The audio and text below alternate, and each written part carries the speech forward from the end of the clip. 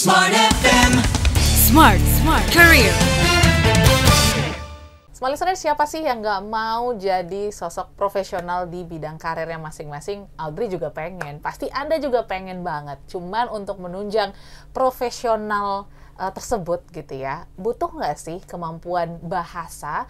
Nggak hanya bahasa Indonesia, tapi juga bahasa Inggris, bahkan bahasa Mandarin sudah menjadi requirement di beberapa job-job yang Anda temui.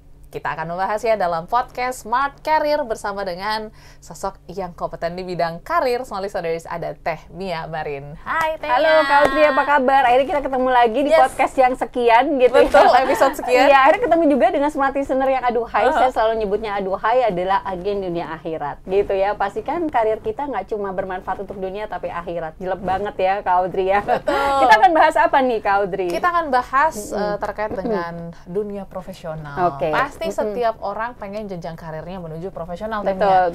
Dan kayaknya kebutuhan untuk menjadi sosok profesional itu Iya.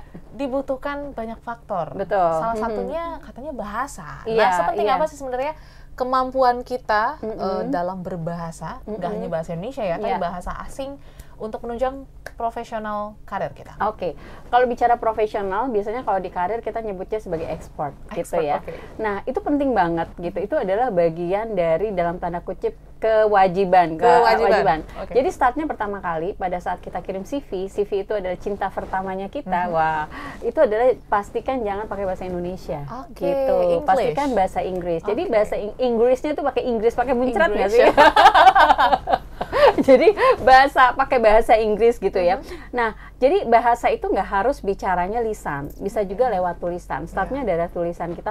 Even misalnya, tapi saya nggak bisa bahasa Inggris gitu ya. Nggak apa-apa, yang penting first impressionnya kita, CV-nya kita itu pakai bahasa Inggris gitu ya. Karena biasanya juga recruiter itu kalau udah pakai bahasa Indonesia nggak mau proses gitu, karena merasa udah jadul nih kalau pakai bahasa Indonesia. Bukan berarti kita tidak menghargai bahasa kita sendiri ya, tapi kita sekarang sudah dihadapkan sama ChatGPT gitu kan, sama AI, dan semuanya mereka pakai bahasa Inggris gitu, karena kita menyesuaikan dengan kondisi perkembangan teknologi digital. Itu adalah pertama kali CV-nya kita, cinta pertamanya kita berbahasa Inggris gitu.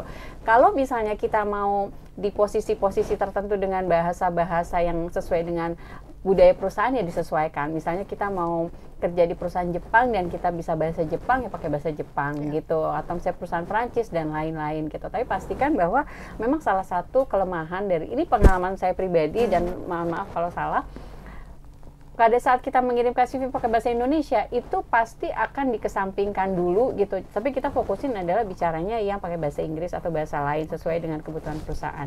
Karena bicara mengirimkan CV itu adalah bicara kompetisi, saya selalu bilang gitu ya. Terus bagaimana pada saat penempatan?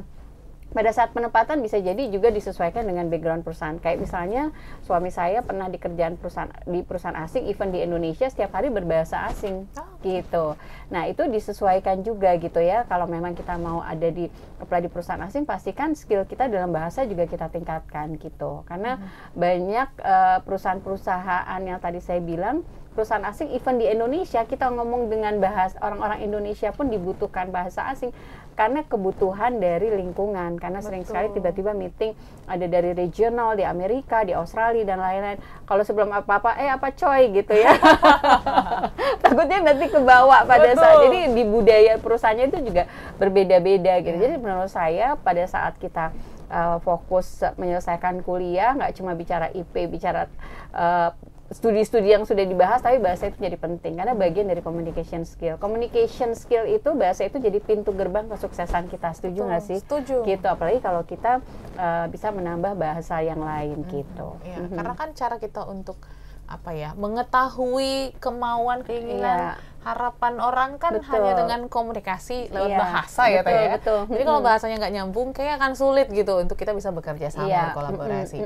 Nah, cuman yang challenge lagi ini ya, ketika mungkin kita akan menempati posisi karir tertentu, kan ada kebutuhan-kebutuhan proficient in English, Iya. tapi juga harus writing and speaking. Speaking, iya. Nah ini kan juga cukup challenge. Mungkin ada yang ngerasa, kalau speaking kayaknya aku pede deh, kalau writing Iya, kayaknya aduh nggak gimana pede ya gitu. Jadi pertama kali pada saat kita meningkatkan skill adalah pertama kali menurut saya bukan kitanya yang berubah, tapi lingkungan kita yang harus kita rubah. Lingkungan. Misalnya saya nggak bisa bahasa Inggris, saya usahakan punya teman-teman ada di circle yang bisa bahasa Inggris gitu, supaya apa? Biasanya kalau skill itu ada di circle yang sama memudahkan kita untuk beradaptasi.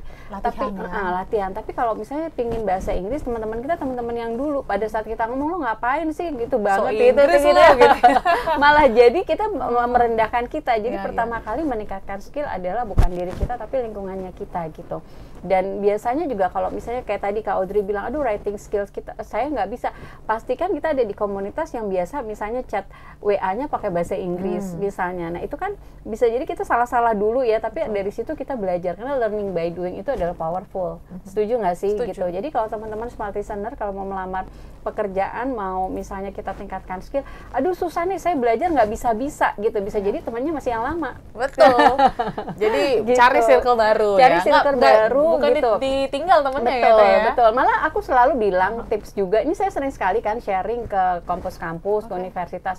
Pada saat Anda lulus kuliah dan mau melamar kerja, temennya jangan sama. Temennya harus yang sudah kerja juga, yang udah punya, yang memang circle-nya adalah bukan circle-circle yang sama. Jadi jangan hangout sama kampus teman-teman kampus yang 4 tahun lalu gitu. Karena akhirnya perkembangan kita jadi expertnya tuh lama gitu. Tapi pastikan bahwa kita ada di pundak raksasa. Maksudnya apa sih? Misalnya Kak Audrey lulus dari satu universitas, tiba-tiba Kak Audrey kenal sama manajer di perusahaan A gitu. Walaupun cuma kenal doang gitu ya, tapi pada saat itu kita kayak seolah-olah sedang ada di pundak raksasa yang bisa aja suatu saat si manajer itu butuh seseorang, dia ingat Kak Audrey gitu. Karena kalau biasanya bicara karir atau expert atau profesional itu pasti akan mereferensikan orang yang paling dekat dengannya. Setuju nggak? Setuju. Even misalnya kita nggak bisa bahasa gitu, tapi dengan kita punya circle seperti itu akan memudahkan. Kak Audrey sendiri misalnya bicara, saya butuh narasumber smart career. Pas banyak banget Kak Audrey punya teman-teman di luar sana yang bicara karir gitu. Tapi bisa jadi yang nempel nih, yang kelihatan hidungnya yang saya baru ngomong siapa ya? Gitu. Begitu juga dengan karir gitu. Jadi karir itu kita mau meningkatkan skill bahasa, oke. Tapi kalau circle-nya kita itu aja, bisa jadi juga akan nggak menjadi expert di bidangnya. Ini punya pengalaman pribadi saya juga gitu ya, pada saat interview dia bahasa Inggrisnya oke, tapi kan sekarang Gen Z itu sering sekali dalam tanda kutip menggunakan nama binatang untuk keakraban gitu. Tiba-tiba keluarlah nama binatang itu gitu ya, walaupun cuma spontan gitu ya, dan saat itu juga kita nggak terusin interviewnya. Terus pada bahasa Inggrisnya bagus dan dia lulusan dari luar negeri, itu saya langsung kasih feedback ke dia, sebaiknya temennya ganti deh. Aku bilang gitu, emang kenapa gini-gini? Karena akhirnya pada saat communication skill yang tadi saya bilang, interview itu, sering kali interview itu rekruter tuh menjebak pertanyaan-pertanyaan yang bikin kita emosi. Nah kalau emosi kan sering sekali kan anak-anak Gen Z itu suka spontan terus keluar kata-kata binatang. Itu sebenarnya bukan salah dia juga, karena lingkungan gitu.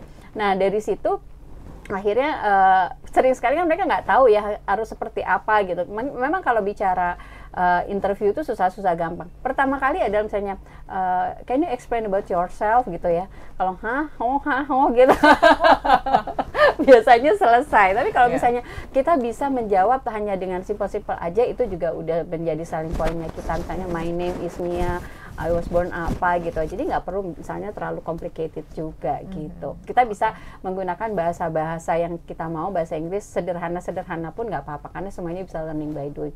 Learning by doing startnya adalah kalau kitanya susah ya lingkungan kita rubah gitu. Oke. Tapi kalau ngelihat trennya sekarang Tania, kira-kira bahasa apa sih yang kayaknya di mungkin 2025 ataupun mungkin di tahun-tahun berikutnya yang banyak dibutuhkan perusahaan? Oke, kalau yang banyak dibutuhkan perusahaan, kalau bahasa Inggris sudah pasti dari dulu diperlukan ya. Tapi sekarang yang paling banyak tuh justru bahasa Mandarin. Karena apa? Karena bicara China itu kan cukup kemajuannya cukup dahsyat gitu ya. Terus juga banyak barang-barang murah dari sana gitu. Terus banyak juga kondisi bisnis yang melibatkan orang-orang China. Jadi memang bahasa Mandarin itu kebutuhannya paling dalam tanda kutip gitu ya, buat saya itu paling sering gitu. Nah, selain itu juga bahasa Jepang gitu. Kenapa bisa bahasa Jepang? Karena industri-industri manufacturing, pabrik-pabrik itu lebih banyak di Jepang. Jadi mereka butuh interpreter atau orang-orang yang bisa yang bisa berbahasa mereka gitu ya.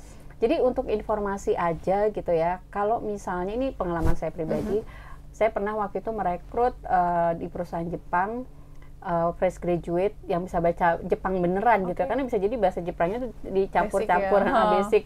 Itu startnya aja langsung 20 juta. 20 juta. Gitu. Hanya bisa berbahasa yang sama. Jadi waktu itu kita ngerekrut di satu universitas yang memang bahasa Jepang, lulusan bahasa Jepang, tapi ternyata para lulusannya nggak semuanya menggunakan bahasa Jepang jadi bahasa sehari-hari.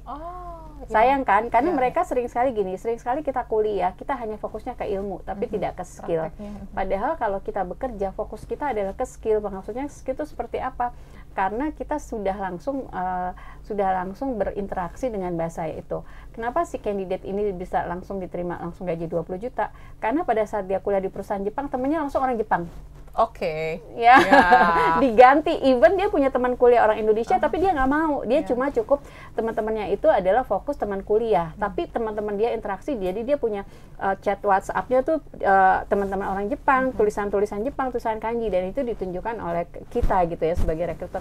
Itu akan sangat mengesankan gitu. Jadi jadi pada saat kita interviewnya bukan saya tapi klien saya orang Jepang, ada bahasa-bahasa slang gitu ya, yang nggak ada di kamus, nggak ada di kampus juga, tapi dia bisa jawab gitu. Nah itu mungkin jadi nilai jual. Karena kenapa? Karena dia ada di circle yang memang bahasa sehari-hari dari perusahaan itu tuh digunakan gitu. Jadi memang itu kekuatan. Jadi kalau teman-teman smart listener semua yang memang punya keahlian bahasa, pastikan kita juga punya orang-orang tersebut gitu ya. Kayak misalnya mungkin Kak Audrey juga sempat tahu ya, banyak di YouTuber, vlogger dan lain-lain, mereka bisa bahasa bukan karena mereka belajar, tapi punya teman orang Turki, saya ya kan, ada teman langsung ya. Iya gitu. Nah itu akhirnya interaksinya jadi lebih smooth gitu.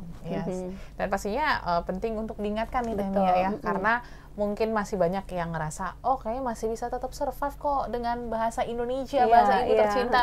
Apalagi kalau Anda misalnya punya cita-cita jenjang karirnya tinggi, bahasa penting. Kenapa mungkin boleh disampaikan sekali bahasa lagi? Menjadi penting kalau di dunia karir gitu ya, dan pastikan bahwa bahasa yang utama adalah bahasa Inggris.